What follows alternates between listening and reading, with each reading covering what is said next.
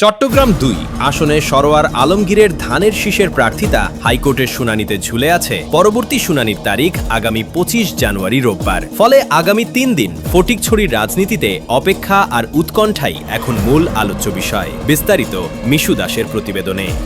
চট্টগ্রাম ২ আসনে ত্রয়োদশ জাতীয় সংসদ নির্বাচনের প্রতীক বরাদ্দ প্রক্রিয়া সম্পন্ন হলেও বিএনপি ধানের শীষ প্রতীকের প্রার্থিতা নিয়ে সৃষ্টি হয়েছে নাটকীয় অনিশ্চয়তা। জানা গেছে সরোয়ার আলমগীরের ভাগ্য নির্ধারণে হাইকোর্টে শুনানি অনুষ্ঠিত হবে আগামী ২৫ জানুয়ারি রোববার। সেই শুনানির রায়ের ওপরই নির্ভর করছে তিনি ধানের শীষ প্রতীক নিয়ে নির্বাচনী দৌড়ে থাকতে পারবেন কিনা। ফলে আগামী ৩ দিন ফটিকছড়ির রাজনীতিতে অপেক্ষা আর উৎকণ্ঠাই এখন মূল আলোচ্য বিষয়। রাজনৈতিক বিশ্লেষকদের মতে সরোয়ার আলমগীর ফটিকছড়ির রাজনীতিতে একটি প্রভাবশালী নাম। তার প্রার্থিতা নিয়ে অনিশ্চয়তা শুধু বিএনপিকেই নয়, চট্টগ্রাম ২ আসনের নির্বাচনী সমীকরণকেই প্রভাবিত করছে। হাইকোর্টের রায় তার পক্ষে এলে যেমন বিএনপি নতুন করে ঘুরে দাঁড়ানোর সুযোগ পাবে, তেমনি বিপক্ষে গেলে দলটির কৌশলে বড় ধরনের পরিবর্তন আসতে পারে। প্রতীক বরাদ্দের পর গত ২১ জানুয়ারি রিটার্নিং কর্মকর্তা যে চূড়ান্ত তালিকা প্রকাশ করেছেন, সেখানে নেই বিএনপির আলোচিত ও হেভিওয়েট নেতা সরোয়ার আলমগীরের নাম। ফলে নির্বাচনী মাঠে হঠাৎ করেই প্রশ্নের মুখে পড়েছে ফটিকছড়ির রাজনৈতিক সমীকরণ।